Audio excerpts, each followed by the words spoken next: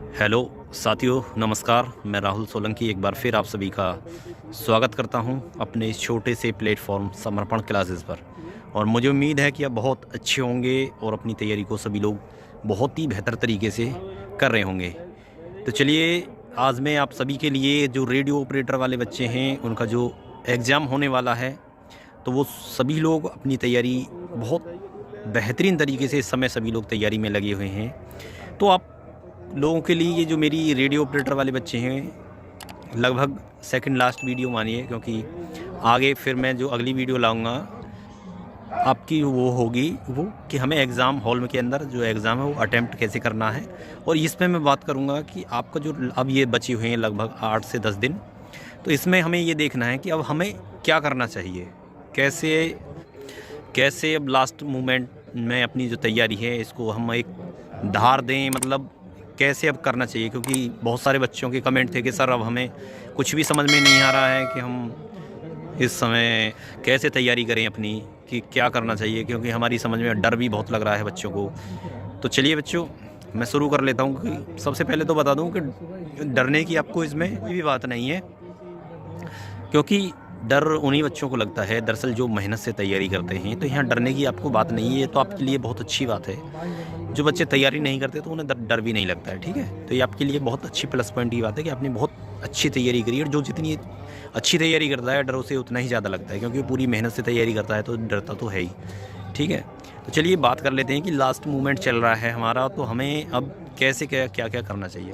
देखो, मैं अभी तक आपको बता रहा था, आप मॉक टेस्ट लगा रहे थे, ठीक है अभी तक, ठीक है, बहुत अच्छी बात। आप मॉक टेस्ट, आपके पास यदि पर्याप्त टाइम है तो मॉक टेस्ट आप लगाते रहिए, ठीक है। मॉक टेस्ट आप मत रोकिएगा यदि आपके पास पर्याप्त टाइम है इतना। यदि जो मैं स्ट्रेटजी अब बताऊंगा उसके बाद यदि टाइम बचता है तो मॉक टेस्ट आप लगा लीजिएगा, ठीक है।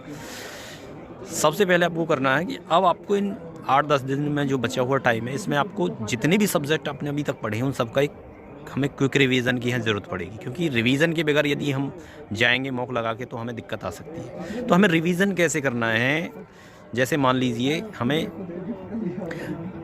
सबसे पहले करना है हमें रीजनिंग का रिवीजन। रीजनिंग का रिवीजन कैसे करेंगे भाई, हमें 1 या 2 दिन में रीजनिंग को रिवाइज करके रख देना है। मतलब अब ऐसे समझ लीजिए कि अब उसे हमें दोबारा खोलना नहीं है। मतलब 8 से 10 दिन बचे हैं हमारी, तो यदि हम अब पढ़ लेंगे उन चीज़ों को तो हमें 8-10 दिन बाद यदि हमारा पेपर है तो शायद हमें उनकी ज़रूरत ना पड़े, ठीक है।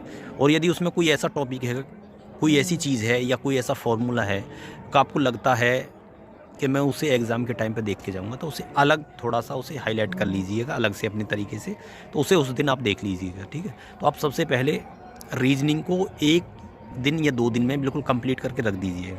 क्योंकि रीजनिंग में इसलिए बता रहा हूँ कि रीजनिंग को आप कंप्लीट करके रख दोगे 1-2 दिन में, तो आप रीजनिंग जो है ज़्यादा लंबे समय तक हमारे जो माइंड है उसमें रह सकती है, भूलने की जो चांसेस हैं वो बहुत कम हो जाते हैं। तो इसलिए मैंने सबसे पहले रीजनिंग को रखा है। तो जब हमारा रीजनिंग का रिवीजन हो जाएगा तो यदि हम कल से स्टार्ट करेंगे रिवीजन को, तो हमारे फिर यदि 8 दिन बचे हैं या 9 दिन बचे हैं तो फिर 7 दिन बच जाएंगे, ठीक है। यदि 8 दिन बचे होंगे पेपर के तो 6 दिन बच जाएंगे, ठीक है।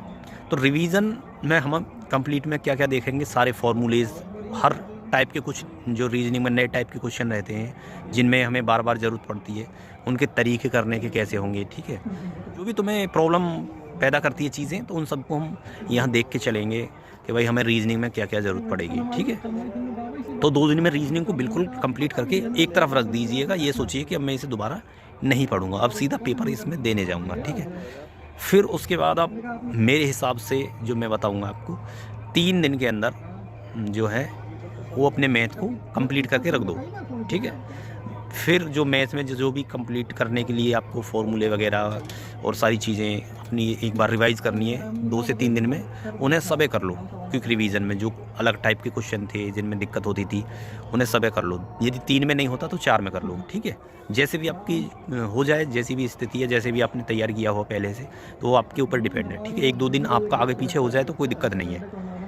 और इसमें भी आपको कोई ऐसी चीज़ मिल रही है कि मतलब मैं उसे एग्ज़ाम के टाइम पर देख के जाऊंगा, हो सकता है मैं उसे 8 दिन में या 6 दिन में भूल जाऊं, तो उसे 1 या 2 चीज़ें हर किसी में हो सकती हैं रीजनिंग के अंदर, मैथ के अंदर। ठीक है। तो इसे अपने 2-4 दिन में इसे मैथ को भी अपना कंप्लीट करके रख दो, ठीक है। फिर ये मत सोचना कि मुझे दोबारा देखने का, पढ़ने का, रिवीजन करने का यहाँ मौका मिलेगा, ठीक। फिर जो तीसरे नंबर पर है, फिर आपके जो पास बचेंगे लगभग 5 दिन के करीब बचेंगे। मतलब आगे पीछे 2-4 दिन किसी का थोड़ा असिस्टेंट का है तो थोड़ा लेट होगा, तो हो सकता है उसके पास थोड़े ज़्यादा दिन हो, तो उसी हिसाब से आप 2-4 दिन आगे पीछे सेट कर लेना, ठीक है। फिर उसके बाद आपको करनी है हिंदी। तो हिंदी में भी आपको प्रॉपर थोड़ा समय देना है। आप हिंदी में 3 दिन तो कम से कम समय दें, 2 से 3 दिन। तो उसमें क्या करना है आपको, जो ग्रामर है हमारी हिंदी में, उसे तो आप कर लोगे आराम से मेरे हिसाब से, यदि मैं कहूँ तो 1 दिन में कर लोगे। और जो वोकेब है हमारा, जो साहित्य है, उसमें आपको थोड़ा टाइम लगेगा, तो उसमें 1 से 2 दिन लग सकते हैं आपकी, ठीक है। तो ऐसे हिंदी को तैयार कर लीजिए। हिंदी में कुछ चैप्टर्स, जैसे कि साहित्य की कुछ रचनाएं हैं या कुछ ऐसी चीज़ें हैं जो आपके माइंड से स्लिप हो रही हैं, तो उन्हें, उनमें से 1-2 पेजेस ऐसे होते हैं कि भाई मैं इसे लास्ट टाइम पे देख के जाऊंगा क्योंकि मेरे माइंड से फिसल रहे हैं, तो उन्हें अब भी पढ़ के रख देना, लेकिन उसका अपना एक नोट लिख लेना कि मुझे क्या क्या पेपर वाले दिन मुझे क्या क्या देख के जाना है, ठीक है। क्योंकि साहित्य थोड़ा दिमाग से हमारे से फिसलता है, तो हो सकता है उसे लास्ट टाइम आप देखना ज़्यादा पसंद करो।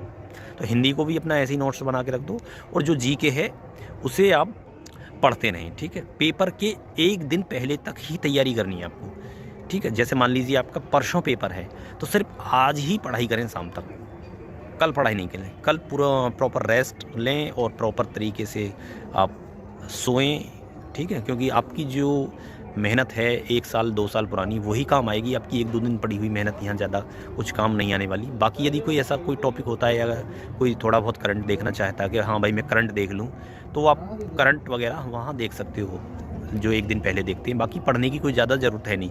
ये ध्यान रखना कि आपको 1 दिन पहले पढ़ाई छोड़ देनी है, ठीक है, बिल्कुल, ठीक है। मैंने बताया क्योंकि माइंड को हमें बहुत ज़्यादा रेस्ट मिल जाता है। जैसे आर्मी वाले बच्चे जाते हैं भर्ती की रनिंग करने या कहीं फिजिकल मारने, तो बहुत लंबे समय से तैयारी करते हैं, और जिस दिन उनकी रनिंग होती है उससे 1 दिन पहले बिल्कुल रनिंग नहीं करते वो, ठीक है। 1 दिन पहले ही रनिंग छोड़ देते हैं, तो उन्हें उस दिन रेस्ट मिल जाता है। फिर अगले दिन वो वहाँ जाके अपनी जो परफॉर्मेंस है वो बेहतर कर पाते हैं, जो टाइमिंग है। तो ऐसे ही हमारे माइंड की होती है।